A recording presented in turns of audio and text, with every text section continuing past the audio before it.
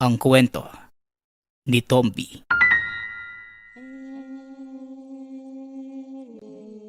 Ang kwentong ito ay hango sa totoong buhay. Mula ito sa isa nating tagapakinig. Karanasan ito ni Nonong. Walang eksaktong taon. Probinsya ng Sarangani. Tinititigang mabuti ni Nonong ang panggapas na nakasabit sa dingding. Isa ito sa daan-daang koleksyon ng patalim ng ama na si Tatang Omeng. Ang natatanging sandata na walang katulad. Hindi lamang ito ordinaryo dahil sa bawat pagtaga. Nag-iiwan ito ng malalim na bakas. Isang antingero ang ama na mahilig ding mangolekta ng kung ano-anong patalim. Mula sa pinakamaliit na balisong hanggang sa pinakamataas na katana na nakuha noon ng panahon ng pananakop ng mga dayuhan. Nakita niya kung paano gamitin ang iba. Ngunit mas interesado ito sa nakasabit na panggapas. O anak, sa titig mong yan parang mapuprol na yung panggapas ha. Kung bibilangin ko, ilang oras ka nang nakatingin? Bakit ba anak? Tanong ni Tatang Omeng. Pagpasok ng tahanan.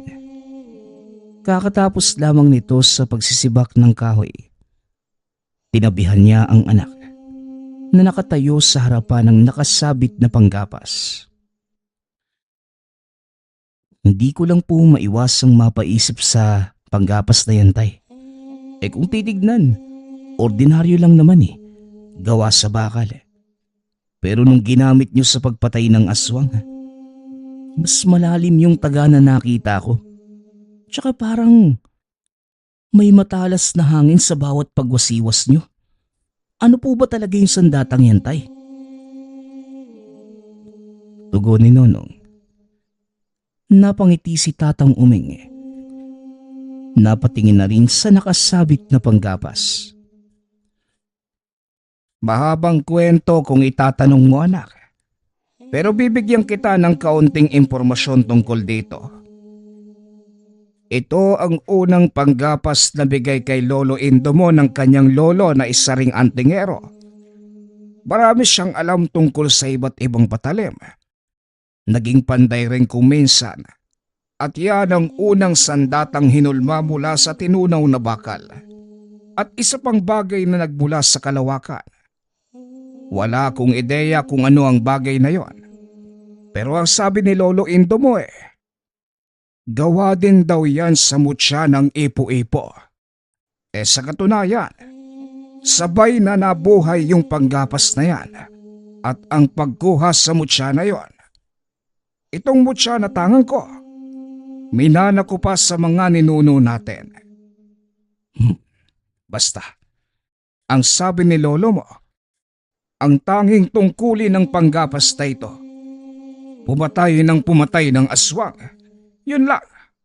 Kaya kung naaalala mo, ilang beses ko lang ginamit kapag may nilalang na nagpaparamdam sa paligid.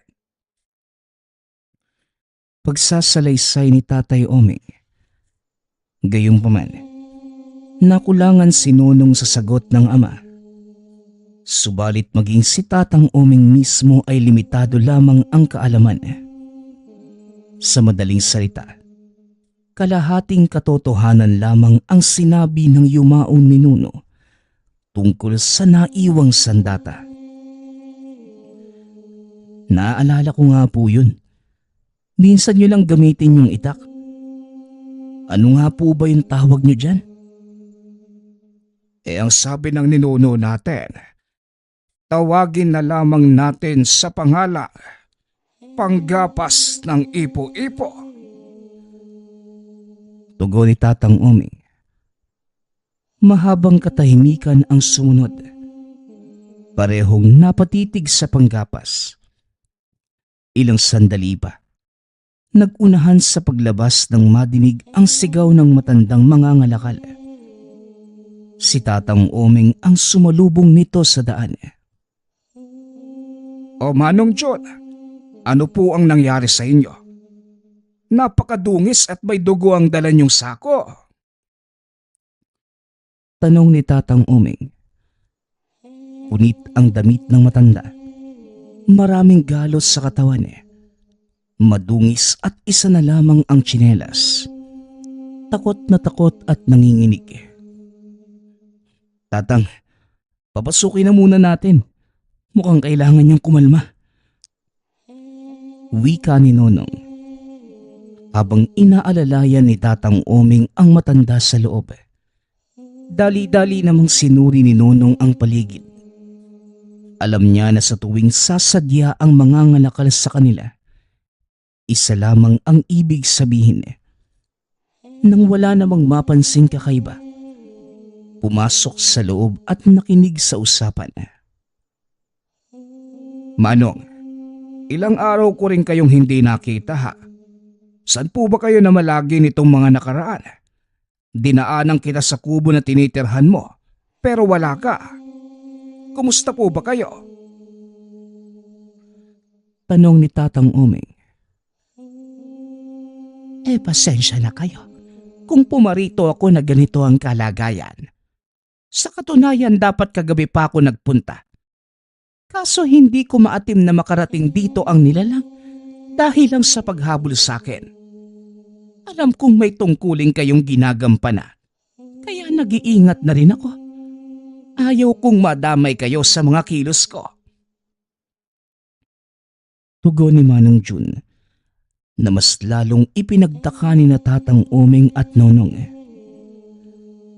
Manong, hindi po malinaw. Ano po ba yung nilalang na humahabol sa inyo kagabi? Bakit nag-aalangan kayong dumiretso dito? Ang sabi ko naman sa inyo na kapag kailangan nyo ng tulong, pumunta kagad kayo rito sa bahay. Handa po kaming tulungan kayo. Wika ni Tatang Oming. Aswang. Aswang ang humabol sa akin. Ang totoo niyan, ginabi ako sa pag-uwi.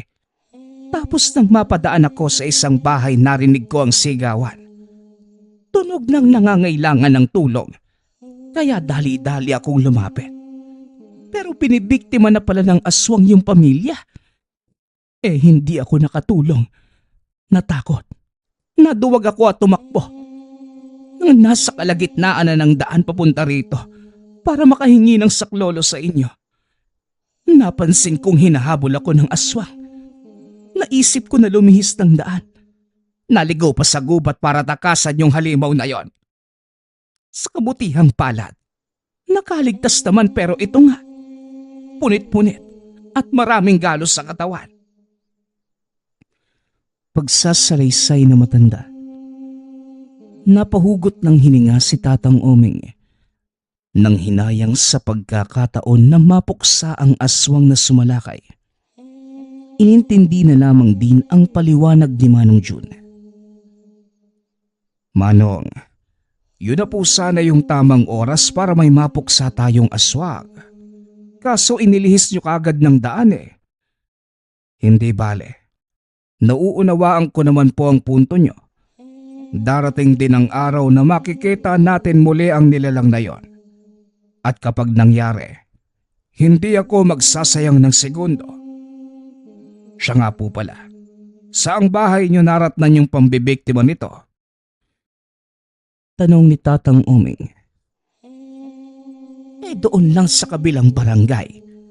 Yung nag-iisang bahay sa dulo ng maisan. Mga bata yung nabungaran ko at isang nanay.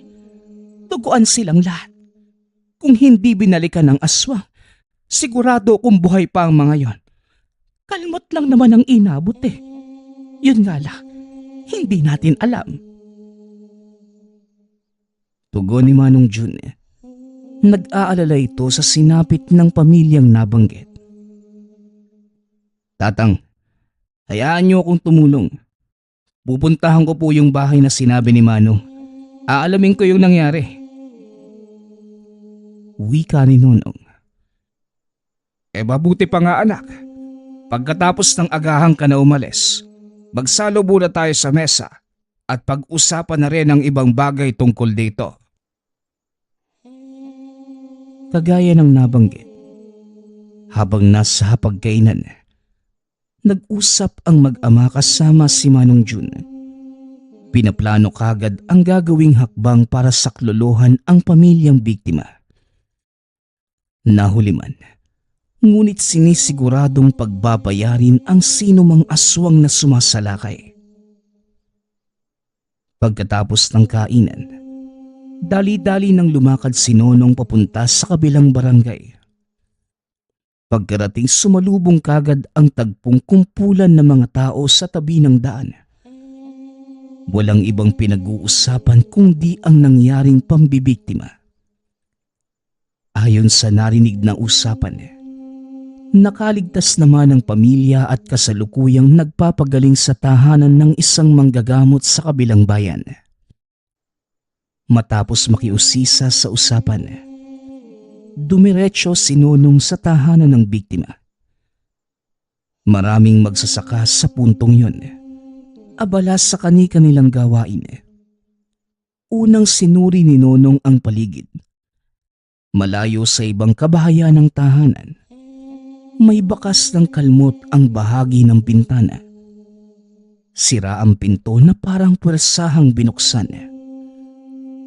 Nang mapansin ng isang magsasaka ang pagtingin niya, nilapitan siya nito. O iho, antingero ka rin ba kagaya ng nauna sa'yo? May dumating dito kanina. Nagtatanong tungkol sa nangyari. Ang sabi manunugis daw siya ng aswang. Nangalap ng impormasyon para makatulong. Ikaw rin ba? Tanong ng magsasaka. Hindi po. Napadaan lang ako sa lugar tapos narinig ko yung usapan doon. Nakuryoso lang kaya naparito. Totoo po ba talaga yung nangyari? May aswang dito sa inyo? Tugon ni Nonong. Sinabi mo pa iho. Itong lugar namin, payapa kung titignan sa umaga. Pero napakadelikado pagsapit ng gabi. Pakipsilim pa nga lang nakauwi na kaming lahat. Ilang beses nang sumalakay yung aswang na yan. Walang pinipili. Mambibiktima talaga kahit nasa labas o nasa loob ng tahanan. Tignan mo nga yung nangyari sa pamilya. Nakakaawa. Sinabihan namin lumipat na lang ng ibang lugar pero ayaw. Ayan tuloy. Kumusta naman po yung lagay nila? Balita ko, mga bata yung kasama nung nanay. Malala po ba yung sugat nila? Dinala na sa kabilang bayan. May manggagamot doon. Ang nabalitaan ko, naagapan na. Hindi naman masyadong malubha yung tinamo. Kaya sa awa ng Diyos, ligtas na yung pamilya. Yung aswang po ba may ideya kayo? Baka nakita nyo na o nakilala. Bahagyang lumapit ang magsasaka nang itanong niya yon. Binulong ito ang sagot. Sa totoo lang, ilang beses ko lang nakita.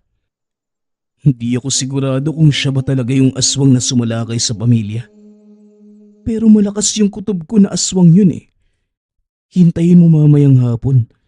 May gagawin na isang lalaki dito sa sakahan. Madali mong makikilala kasi matangkad. Patpatin yung pangangatawan. Nakasalamin at malakas magsigarilyo. Tatayo siya dyan malapit sa pastulan ng kalabaw.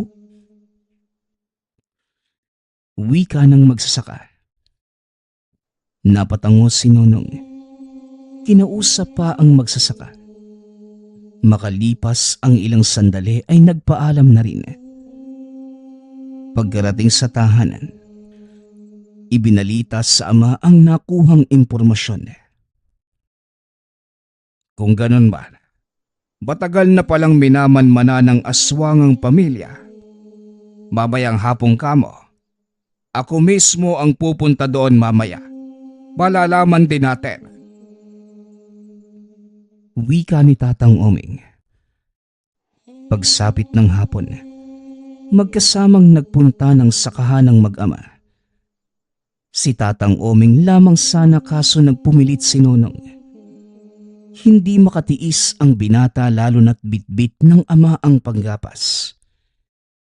Hindi makapaghintay na masaksihan ang magaganap na sagupaan.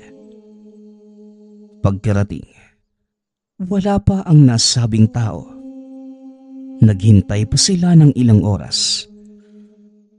Kagaya ng sinabi ng magsasaka, madali nilang nakilala ang lalaki ayon sa deskripsyon na ibinigay. Sa dulo ng sakahan ito nakatayo, sa kabila naman sila nakapwesto. Malayo ang distansya ngunit damang-dama ni Tatang Omen at nang tangan ang presensya nito.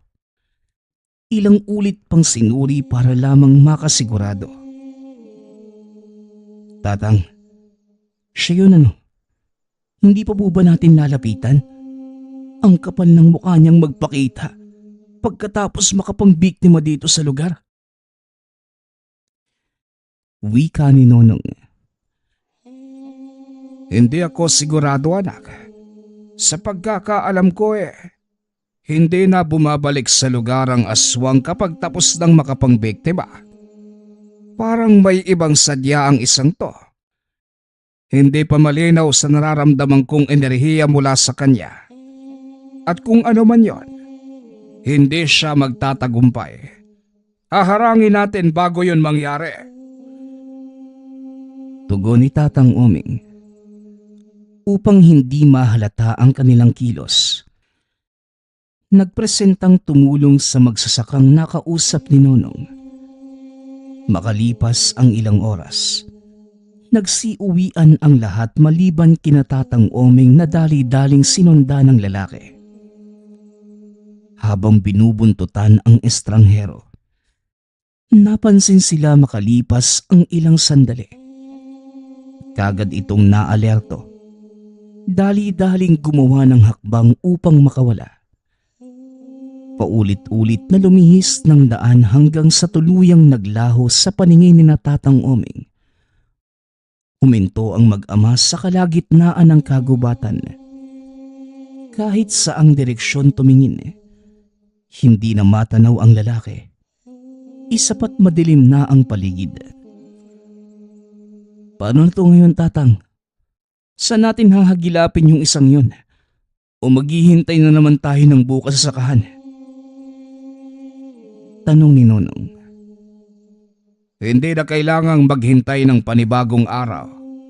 Nandito lang yon sa tabi-tabi, anak. Talasan mong yung paningin. Gabi na't paniguradong kikilos ang nilalang na yon. Galugarin natin ang buong lugar. Hindi tayo uuwi ng hindi yon nahahanap. Huwag ka ring lalayo sa akin para maprotektahan kita kung sakali.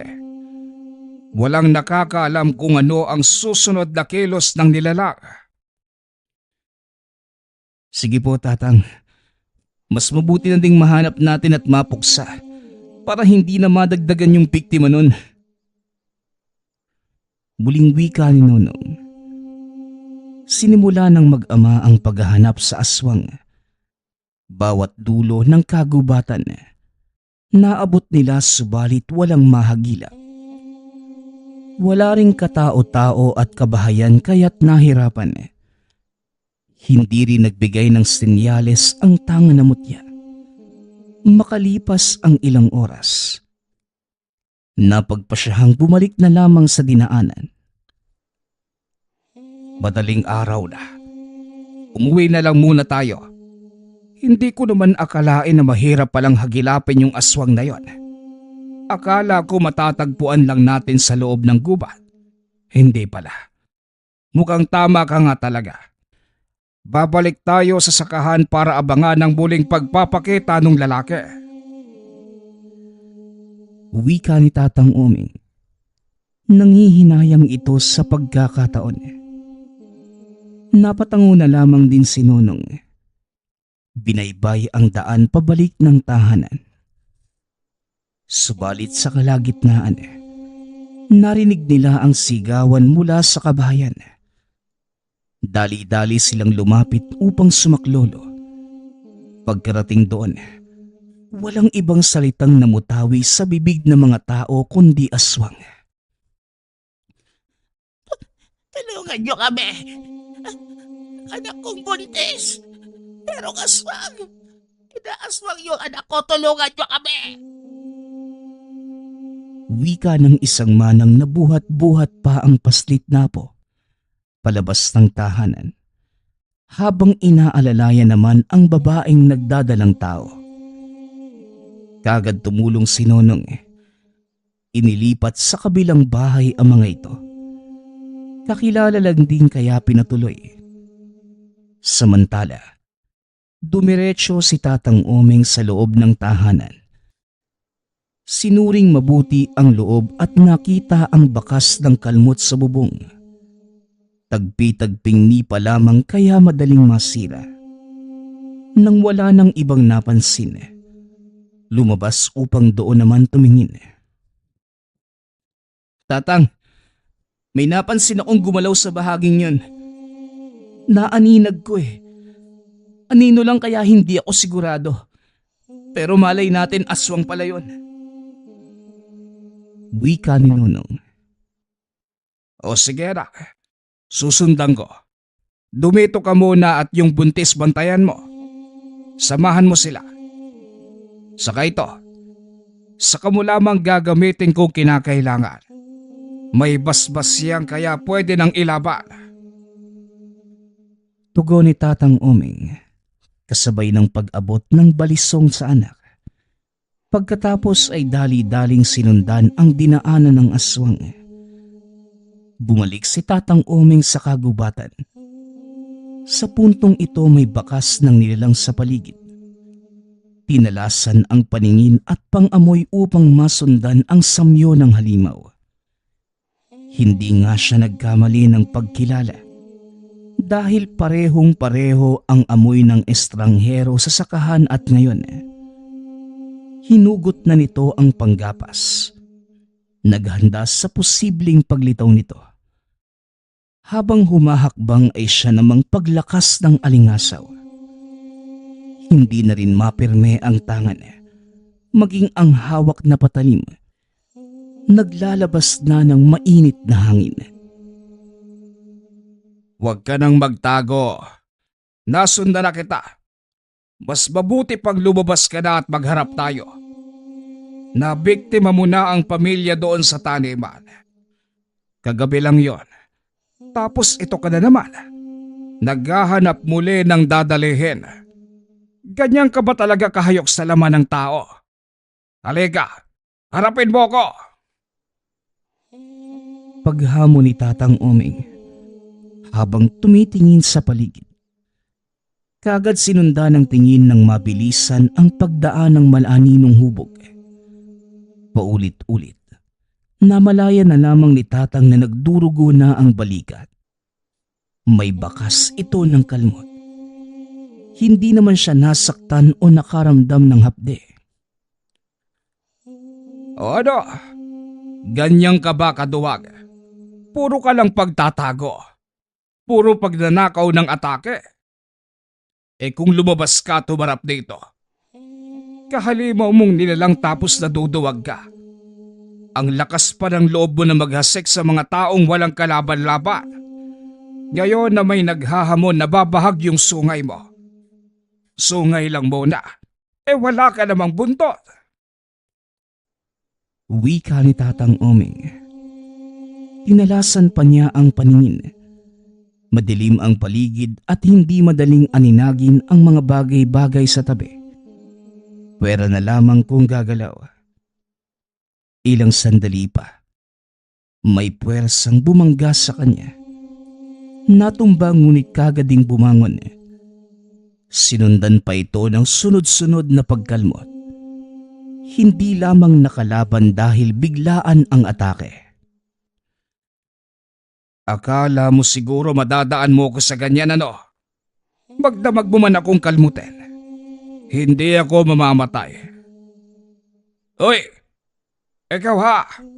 Maiksi lang ang pasensyang bitbit ko ngayon. Kaya lumabas ka na at magtuos tayo ng harapan. Wika ni Tatang Oming. Subalit patuloy lamang sa pag-atake ang nilalang.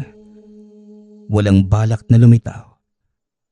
Kaya pinag-aralan ni Tatang Oming ang galaw nito. Nang matansya ay siya naman ang sumugod. Tangkang titira ng kalmot ang aswang nang pasimpleng hawakan ni Tatang sa kamay. Pagkatapos ay malakas na sinikburaan. Tumilapon ang nilalang. Gulat na napatingin, ngunit madali namang nakabawi. Sumugod ito, kalmot ng kalmot.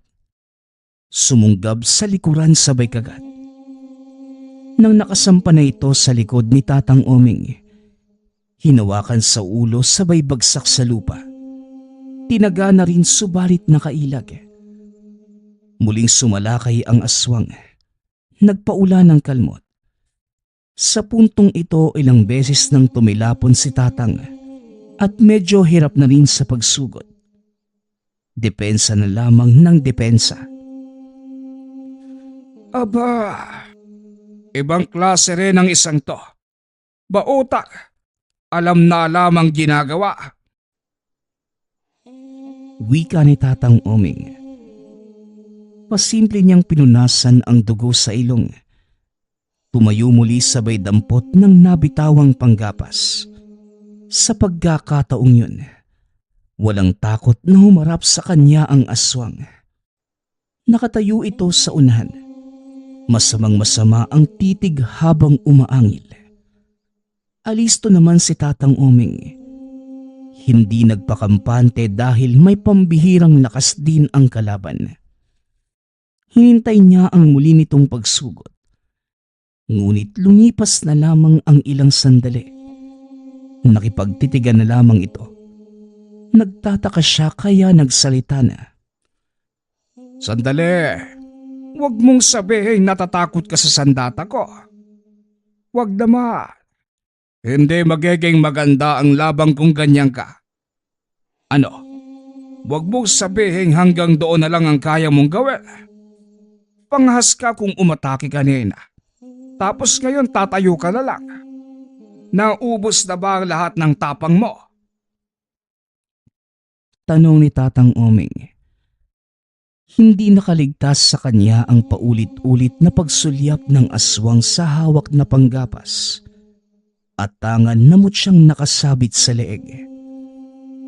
Ilang sandali pa. Napansin ito ang malakas na hangin nagsimulang manalaytay sa patalim. Kitang-kita kung paano tinabla ng pangamba ang nilalang.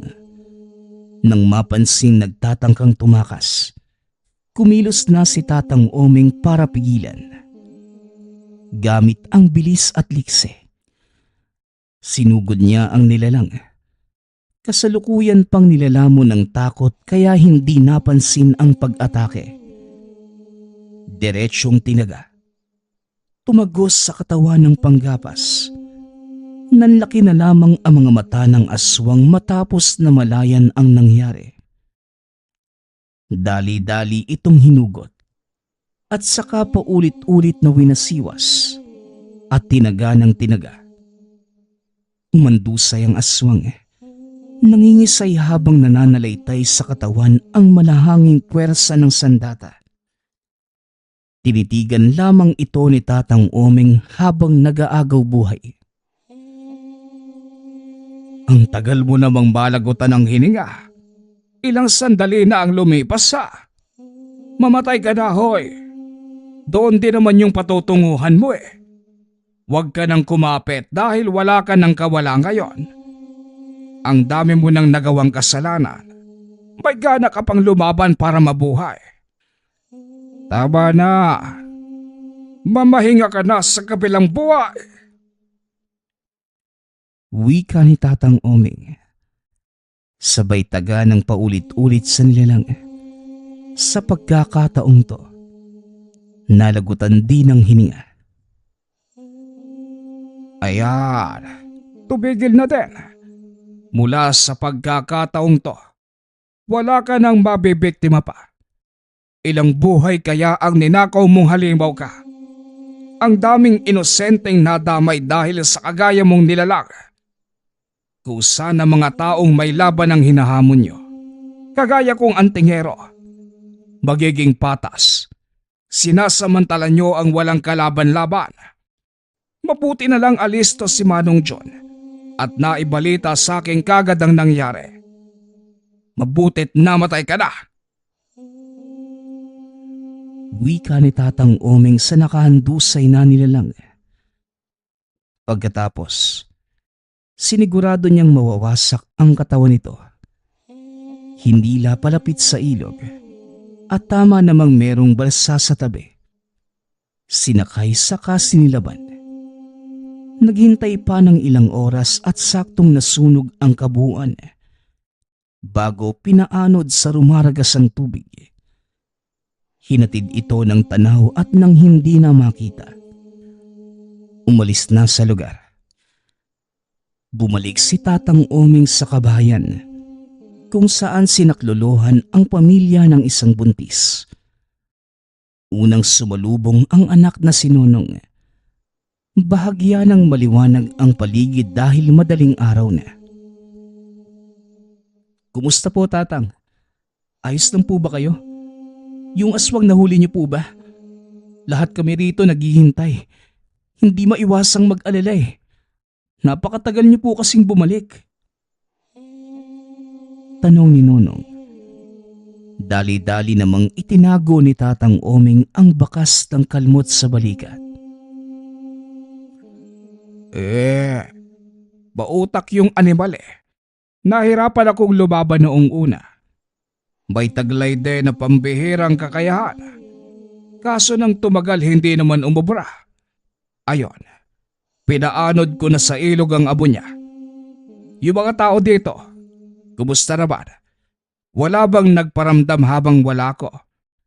Yung buntis at bata, ayos lang ba sila? Wala naman pong nagparamdam, Tatang. Maayos din po yung lagay nila. Hindi napuruhan kasi napansin kagad yung aswang. Nagtanong sila tungkol sa atin kung sino tayo. Pero wag kayong mag-alala. Naging maingat naman ako sa pagsagot. Sinisigurado kong makikilala lang tayo bilang normal na mamamayang kagaya nila.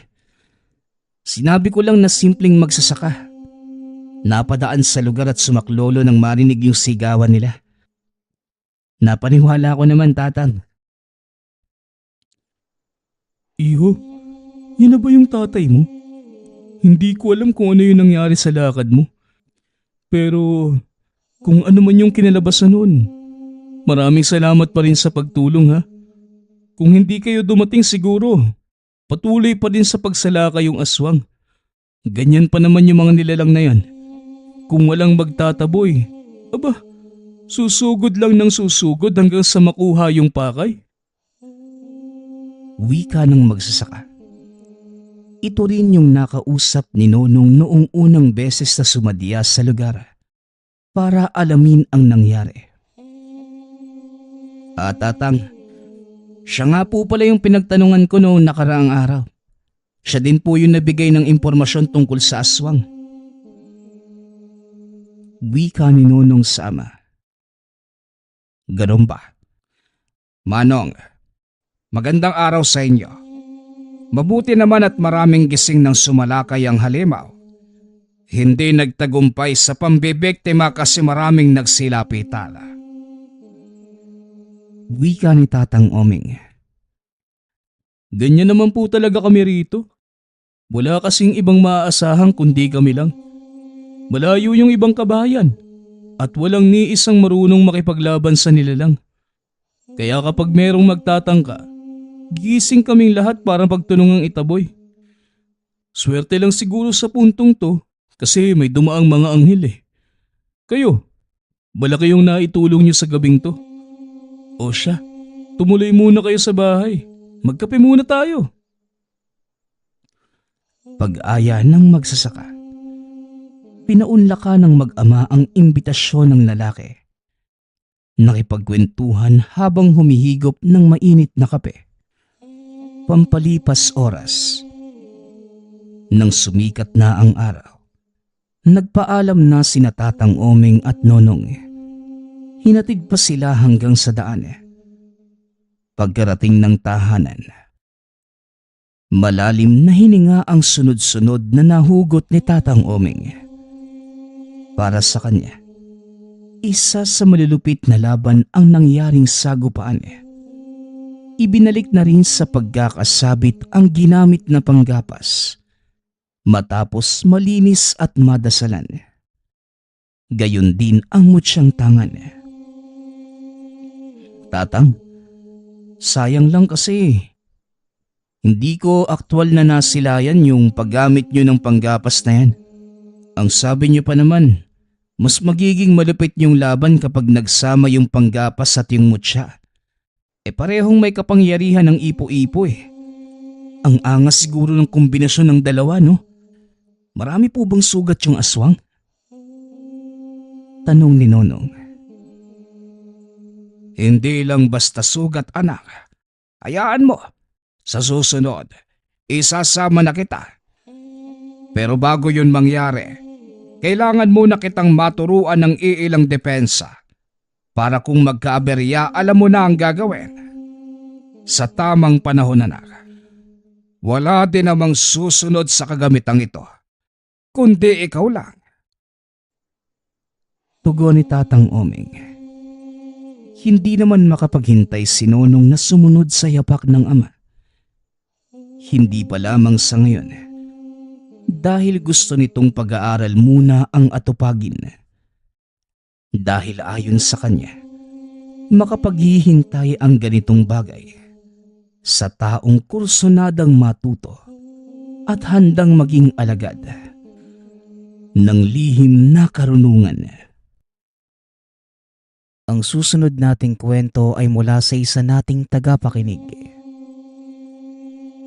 Karanasan ito ni Tonton. Walang eksaktong taon. Probinsya ng Antique. Dalawa silang magkapatid. Sinanay ng ama sa simpleng pamumuhay. Maagang naulila sa ina. Kaya ito na lamang ang tanging nakakasama sa isla. Mas pinili ng ama na malayo sa mundong mapanghusga. Isang islang malapit sa dagat at pangingisda ang pangunahing ikinabubuhay ng pamilya. Ngunit dahil malaki ang lugar at wala namang kapitbahay, mas minabuti ng ama na punuin ng mga pananim ang buong isla. Tonton, nadali mo na ba ng maayos yung bangka? Mukhang hindi maganda ang panahon . Nasa na kaya yung kapatid mo? Wika ng ama. Natawagin na lang natin sa pangalang Muring. Opo tay, natali ko na po. Itinali ko po doon sa batuhan. Baka po hampasin ng malakas na alon at masira na naman. Sinigo po, nandun nangunguha po ng kamuting kahoy. Wala na po tayong bigas . Kukuha lang din po kami ng mauulam. Doon na lang po mamaya dyan sa batuhan. Tugon ni Tonton.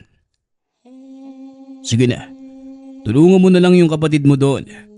Ako na maghahanap ng mauulam natin. Mahirap pagmamaya pa . Mukhang babagsak na yung malakas na ulan. Siya ka pala anak, ayusin mo na din yung pagsasahuda natin ng tubig ulan. Malaking tulong yun para bukas hindi na tayo tatawid para mag-igib. Utos ni Tatay Muring. Umalis na ang mag-ama. Ginawa ang naatas na trabaho. Mag-aalas 4 ng hapon. Nadatna ni Tonton ang kapatid na abala sa pagbabalat ng kamuting kahoy. Hinayaan niya lamang ito nang sa ganon. Mas madali nila itong may uuwi. Kumuha siya ng itak at pumunta sa sagingan.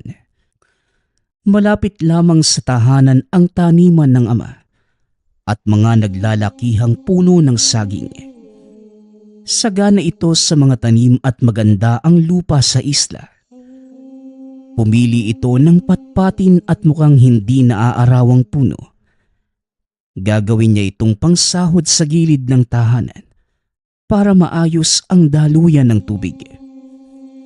Sa pagpapatuloy ng pagmamasid, nakakita ito ng puno na tila hindi na mabubuhay. Hindi na nagdalawang isip si Tonton. Pinutol niya ito at binalatan. Kinuha lamang ang nasa gitna na magandang gawing pangsahod. Sa hindi inaasahang pangyayari, may nakita ito na isang matulis na bagay na nakatusok mismo sa gitna ng puno. Sa pag-aakalang hindi tumubo ng maayos ang puno na yun dahil sa nakitang bato, kinuha niya ito at pinasok sa bulsa.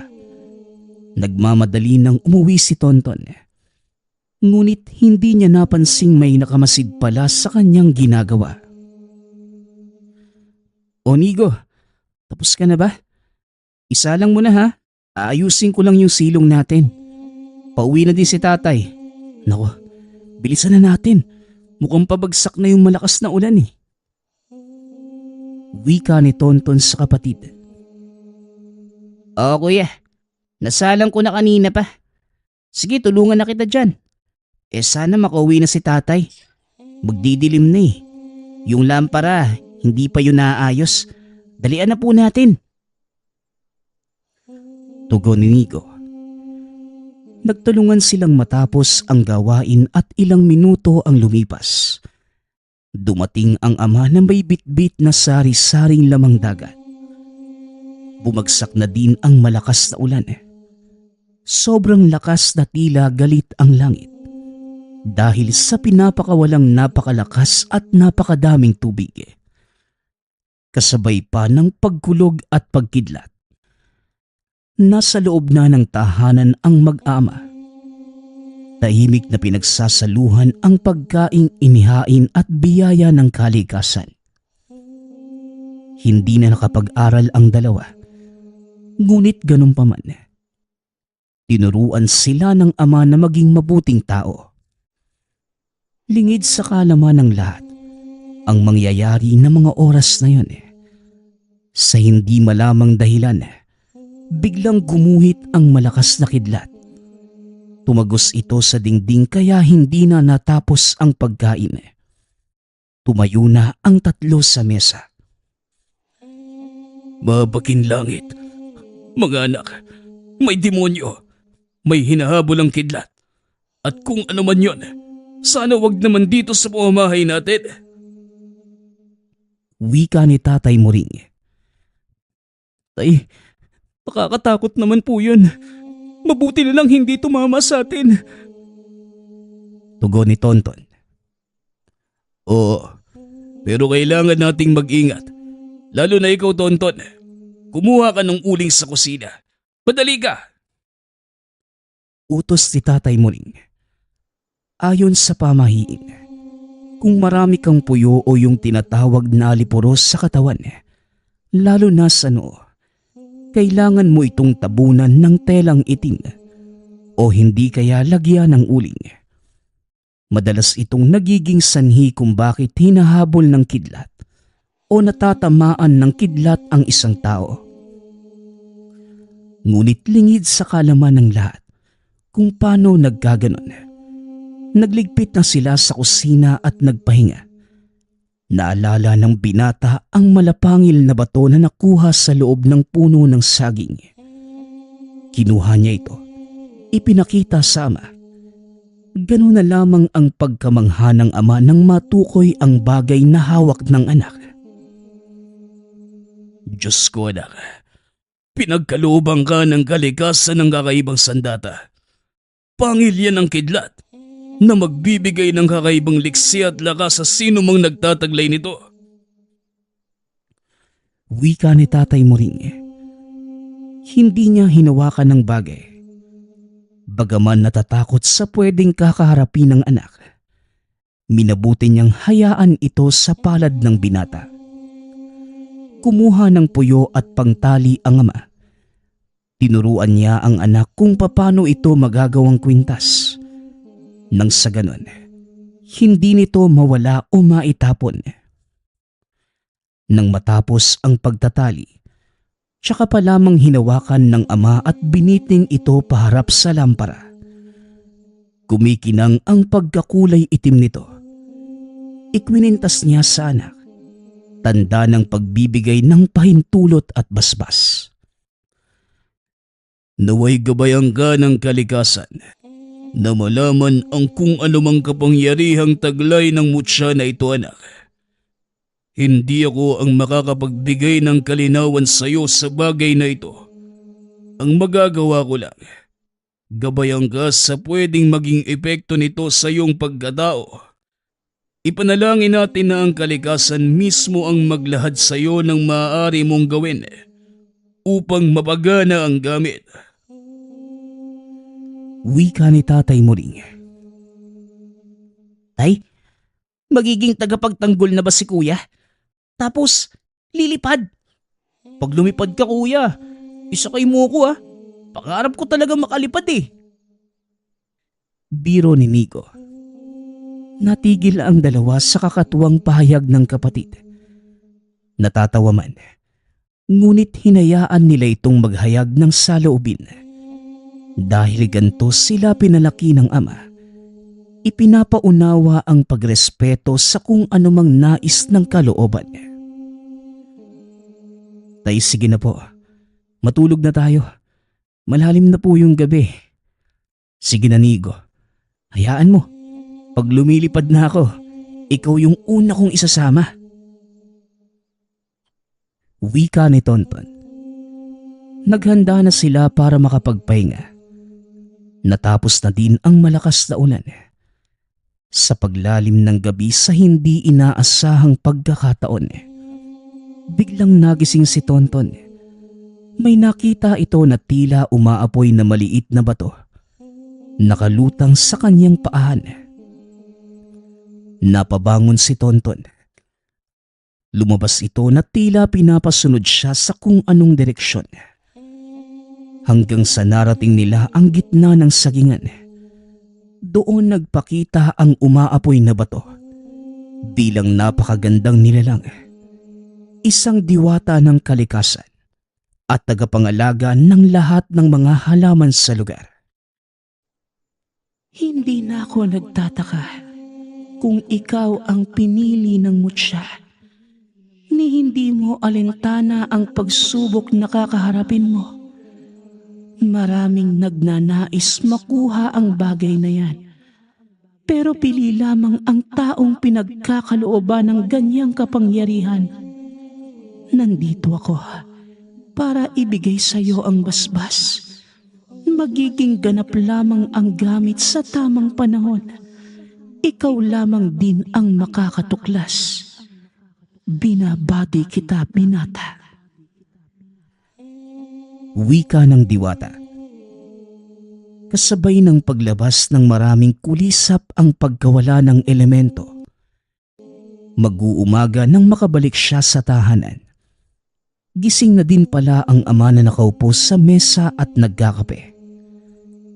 Maaga itong nagigising dahil nagpapalaot pa ito. Kung minsan naman ay maagang nagbubungkal ng lupa para makapagtanim. O anak, saan ka galing? Nauna ka pa yatang nagising sa akin Halika na at magkape na tayo. May nilagang kamuting kahoy pa na natira kagabi. Yun na lang ang ialmusal natin ha. Wika ni Tatay Muring. Tay, may tinignan lang po ako. Sige po, kahit wala na pong kanin. Marami naman po tayong makakain Saka, sanay na po kami na walang kanin, Tay. Ang importante hindi tayo nagugutom. Tsaka Tay, madaming bunga ng saging na saba doon banda sa kabila. Mas gusto ko pa yun ilaga kaysa bigas Tugon ni Tonton. O siya, sige na anak. At samahan mo ko dun sa kabilang lugar. Malakas ang ulan kagabi. Marami akong tinanim doon at baka natabunan ng lupa. Sayang naman. Sige po, Tay. Magbaon na lang po tayo na makakain. Gigisingin ko na din po si Nigo. Sasama po kami. Doon na tayo mag-agahan. Wika ni Tonton. Bitbit ang galong may tubig at kalderong may lamang kamoting kahoy. Binagtas nila ang kabilang dako ng isla. Mahirap maglakad dahil maputik ang daan. Kaya nagpa siya silang dumaan sa gilid ng dagat paikot sa kabila. Habang naglalakad, may narinig si Tonton na mga yabag. Noong una ay hinayaan niya lamang baka mga ligaw lamang na hayop. Biglang nabaling ang tingin niya sa amang nasa unahan at sa malaking bato na gumugulong pababa sa kanila. Tinulak niya ang ama at sinalo ang nahuhulog na malaking bato. At dahil sa lakas ng pagkakatulak ng binata, napasubsob pa ang ama na kagad namang pinatayo ng kapatid. Habang si Tonto naman, buhat-buhat na ang napakalaking tipak ng bato na pabagsak sana sa kanila. Ngunit hindi na nagulat ang ama sa nakita sa anak. Inaasahan na niya na mabubuhat ng anak ang malaking bato na maaaring ikamamatay sana niya. Anak, ayos ka lang ba? Diyos ko, maraming salamat. Kamunti ka na ako doon. Wika ni Tatay Muring. Ayos lang po ako, Tay. Igigilid ko lang po itong bato. Dahil siguro sa ulan kagabi. Ayun oh, marami na pala yung nalaglag. Kaya mag-iingat po tayo ha. Akit na po tayo, Tay. Delikado rito sa baba. Nigo, tanggalin mo lang yung tsinelas mo para makalakad ka sa putik. Tugon ni Tonton. Sa tagpong ito, hindi man gaanong naiintindihan ng binata ang mga nagagawa. Kahit mabigat ay nakakaya niyang buhatin at mabilis niyang nagagawa ang mga mahihirap na gawain na hindi man lamang napapagod. Batid ng binata na ito ang hatid ng pinagkaloob sa kanya ng kalikasan. Mas maaalalayan na niya ang ama sa mga gawain sa tulong ng lakas, bilis at liksi na mula sa ngipin ng kidlat. Nagpapasalamat nga pala ako sa lahat ng sumusuporta sa ating channel. Nawa ay patuloy niyong suportahan at pakinggan ang ating mga kwento. Hanggang sa muling pakikinig. Paalam.